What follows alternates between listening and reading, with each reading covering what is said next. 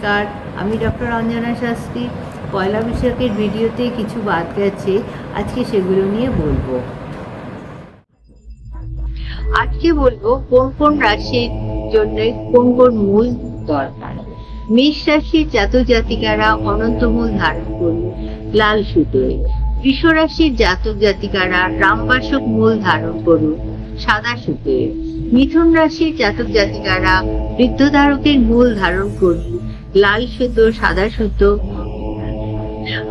কর্কট রাশির জাতক জাতিকারা খিরিকা এবং বামনহাটির মূল ধারণ করুন হলুদ সুতোয় সাদা সুতোয় লাল সুতোয়।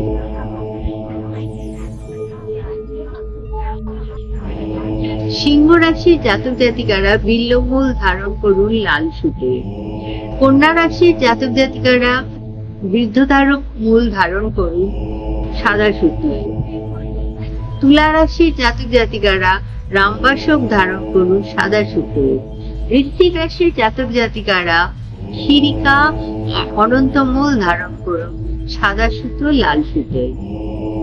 ধনু রাশির জাতক জাতিকারা বামনহাটির মূল ধারণ করুন সাদা সুতো হলুদ সুতোয়।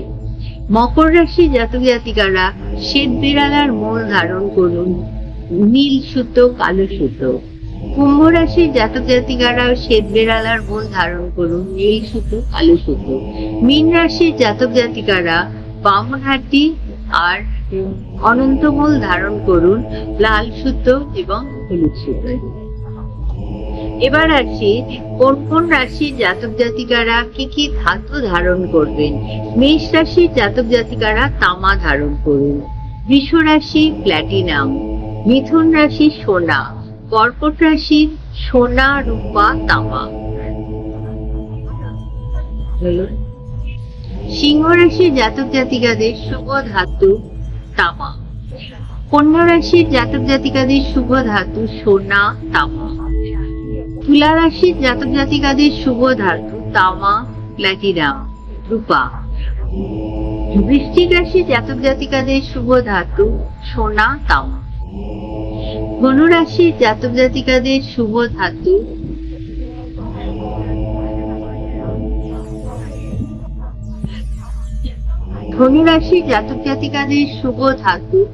তামা সোনা।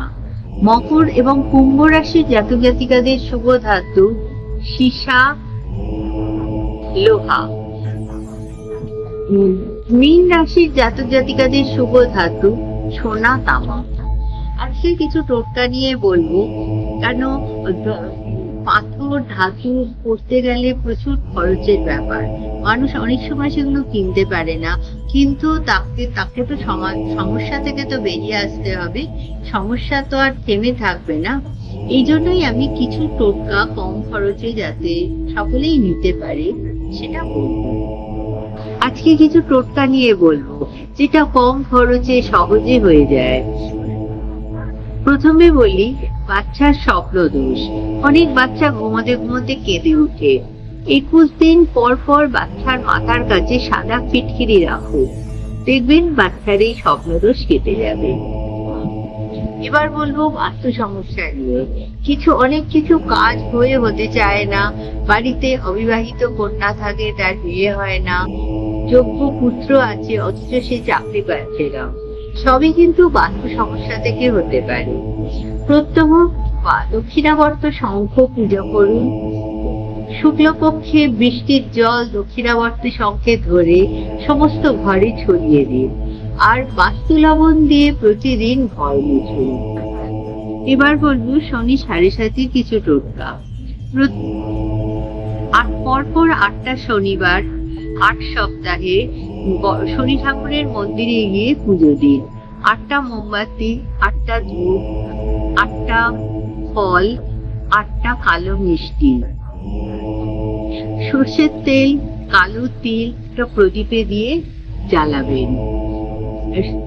নীল চেলি দেবেন আর নীল ফুল দিয়ে বড় ঠাকুরের পুজো দেবেন। আশা করি আপনারা কিছু 7.5 জনিত যে সমস্ত সমস্যা সেগুলো থেকে মুক্তি পাবেন। ব্যবসা বা প্রফেশন যেখানেই যাই করুন না কেন, ক্লায়েন্ট আসছে না, অথচ আপনার সবকিছুই ব্যবস্থা রয়েছে। এখানে কি করবেন আপনি? প্রথমে ঘরের উত্তর দিকে একটা কাঁচের বা চিনেমাটির প্লেটে সুগন্ধি সাদা ফুল রেখে তাতে জল দিয়ে রাখুন। প্রত্যেক দিন জলটা পাল্টাবেন, ফুলও পাল্টাবেন। এবার দক্ষিণ দিকের দেওয়ালে ঘরের লাল ঘোড়ার ছবি রাখুন, আর প্রত্যেক দিন একটা সর্ষের তেলের প্রদীপ জ্বালান, তাতে 3টে লবঙ্গ দিয়ে। আশা করি আপনাদের সমস্যার সমাধান করতে পারবো। এবার বলবো ব্যবসার শ্রীবৃদ্ধির কিছু টোটকা। শ্বেত আকন্দের শিকড় নিয়ে ক্যাশ বাক্সে রাখুন, প্রত্যেক সপ্তাহে পাল্টান। প্রত্যেক শনিবার অশ্বত্থ গাছ থেকে একটা করে পাতা তুলুন, নিজের ইষ্টমন্ত্র তাতে লিখুন লাল কালির পেনে, তারপর সেটা ক্যাশ বাক্সে রেখে দিন। আশা করি ব্যবসার শ্রীবৃদ্ধি ঘটবে। বাড়িতে যদি কোনো অসুস্থ লোক থাকেন যিনি অনেকদিন ধরে ভুগছেন, তাহলে একটা রসুন কালো কাপড়ে মুড়ে দরজার ওপর ঝুলিয়ে দিন, দেখবেন কিছু ফল পাবেন। বিবাহে বাধা, বাস্তুদোষ নিবারণ, ঐশ্বর্য প্রাপ্তি এসবের জন্য পারদ শিবলিঙ্গের ব্যবহার করুন। শুক্লপক্ষের সোমবার, বৃহস্পতিবার অভিষেক করে পুজো করুন। বাড়িতে ভূত প্রেতের উপদ্রব হলে শুক্লপক্ষের মঙ্গলবার বা পূর্ণিমার দিন হনুমান কবচ ধারণ করুন। আজ এখানেই শেষ করছি।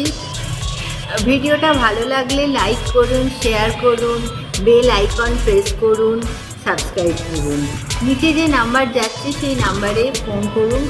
আর আমার চেম্বার রাসবিহারী, লালবাজার, বউবাজার, হাতিবাগান।